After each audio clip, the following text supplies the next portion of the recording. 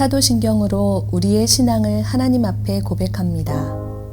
전능하사 천지를 만드신 하나님 아버지를 내가 믿사오며 그 외아들 우리 주 예수 그리스도를 믿사오니 이는 성령으로 잉태하사 동정녀 마리아에게 나시고 본디오 빌라도에게 고난을 받으사 십자가에 못 박혀 죽으시고 장사한 지 사흘 만에 죽은 자 가운데서 다시 살아나시며 하늘에 오르사 전능하신 하나님 우편에 앉아 계시다가 저리로서 산 자와 죽은 자를 심판하러 오시리라. 성령을 믿사오며 거룩한 공회와 성도가 서로 교통하는 것과 죄를 사하여 주시는 것과 몸이 다시 사는 것과 영원히 사는 것을 믿사옵나이다. 아멘.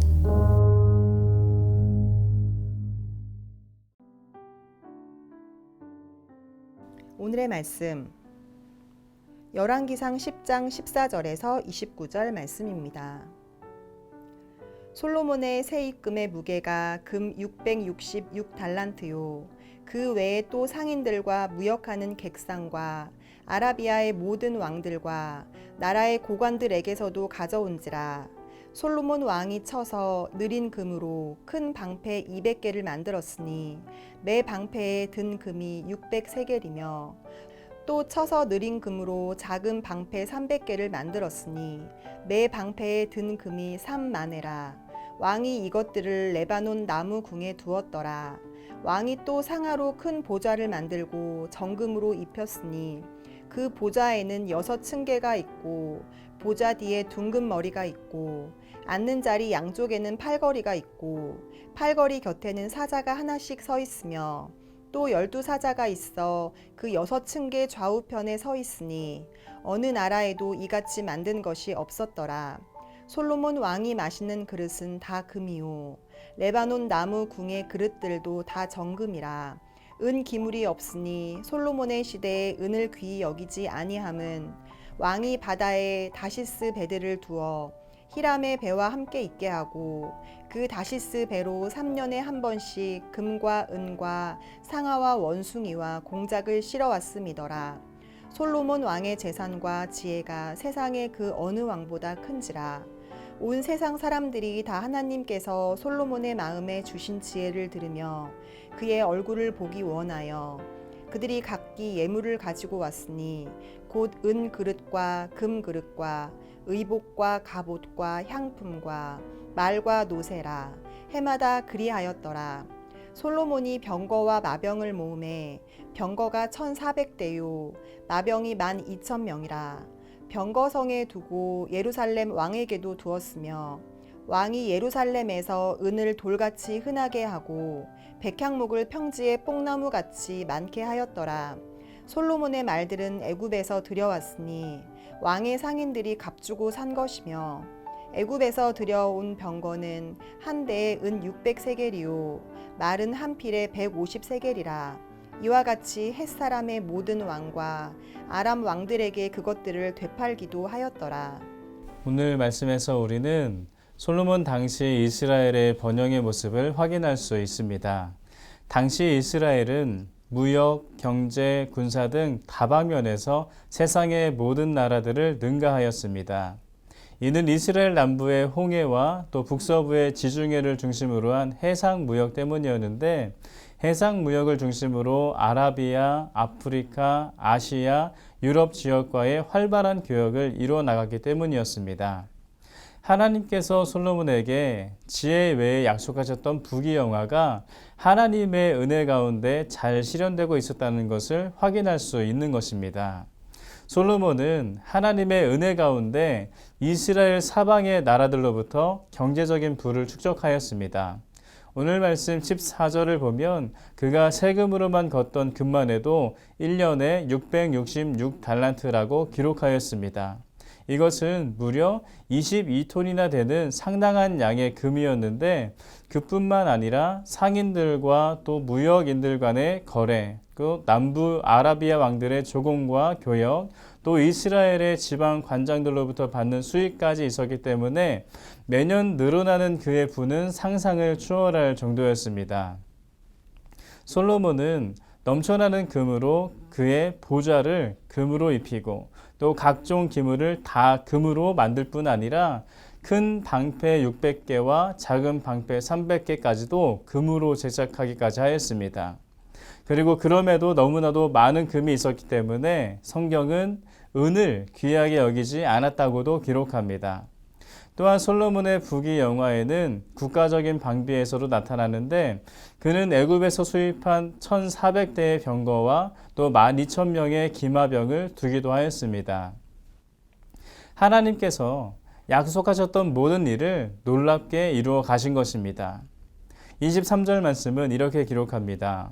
솔로몬 왕의 재산과 지혜가 세상의 그 어느 왕보다 큰지라.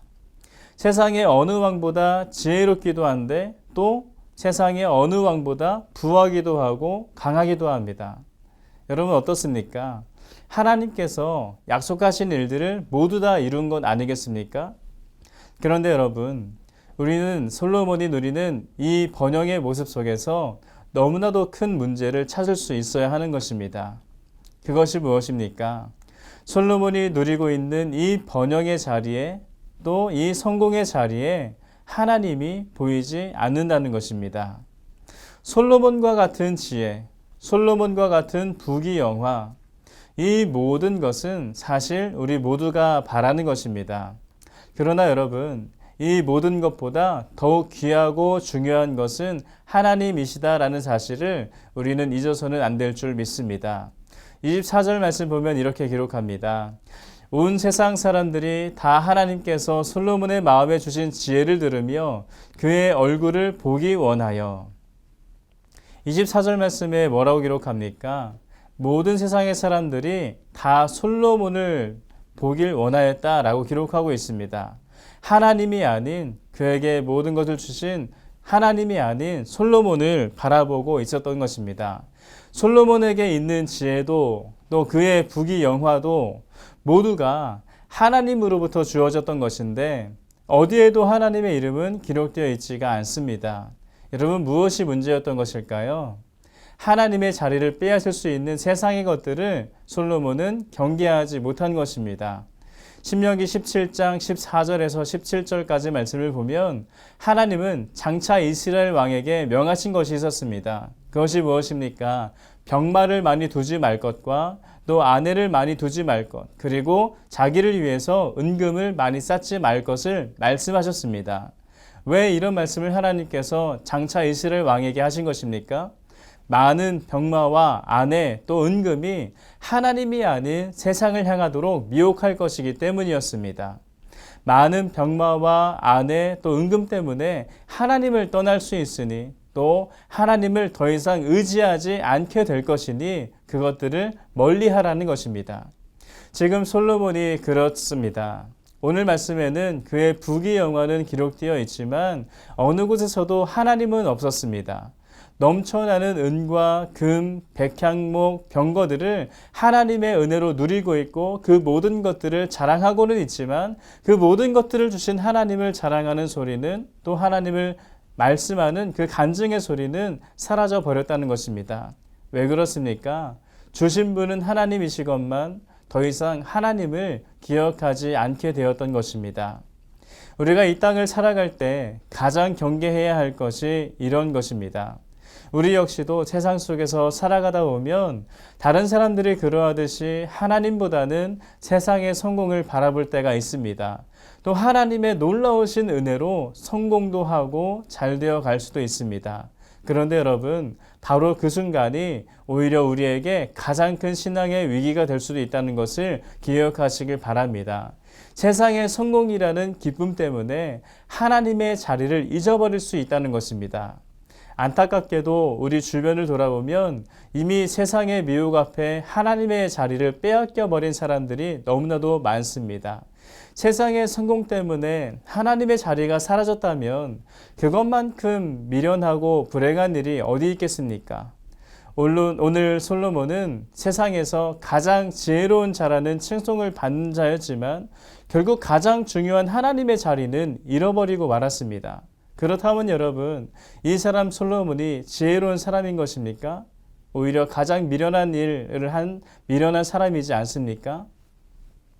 오늘 우리가 누리는 모든 것이 하나님 때문이었다는 것을 기억해야 할 줄로 믿습니다. 그리고 언제라도 어느 자리에서건 항상 하나님의 자리를 기억하고 그 은혜에 보답하는 또 그분께 영광을 올려드리는 삶을 살아가야 될 줄로 믿습니다. 오늘 하루 우리의 모든 것을 이루게 하신 또 오늘도 이끌어 주시는 그 하나님을 기억하고 그 하나님께만 영광 올려드리는 그런 귀한 삶을 살아내시는 여러분들 되시기를 주님의 이름으로 축복합니다. 함께 기도하겠습니다. 살아계신 하나님, 하나님께서 오늘도 우리와 함께 하시며 주님의 말씀 앞에 서게 하시니 감사합니다. 우리가 세상을 살아가다 보면 하나님을 잠시 잊고 세상 것을 의지하며 살 때가 있습니다. 하나님, 우리의 신앙을 돌이키게 하시고 세상의 것이 아닌 하나님만을 바라보고 하나님만을 의지하고 그 하나님께만 영광 올려드리는 그런 믿음의 삶을 살아가는 우리 될 수 있도록 이끌어 주시옵소서. 함께 하실 줄 믿사오며 살아계신 예수님의 이름으로 기도드립니다. 아멘. 주님이 가르쳐 주신 기도로 예배를 마칩니다. 하늘에 계신 우리 아버지여, 이름이 거룩히 여김을 받으시오며 나라가 임하시오며 뜻이 하늘에서 이루어진 것 같이 땅에서도 이루어지이다. 오늘 우리에게 일용할 양식을 주시옵고 우리가 우리에게 죄 지은 자를 사하여 준 것 같이 우리 죄를 사하여 주시옵고 우리를 시험에 들게 하지 마시옵고 다만 악에서 구하옵소서. 나라와 권세와 영광이 아버지께 영원히 있사옵나이다. 아멘.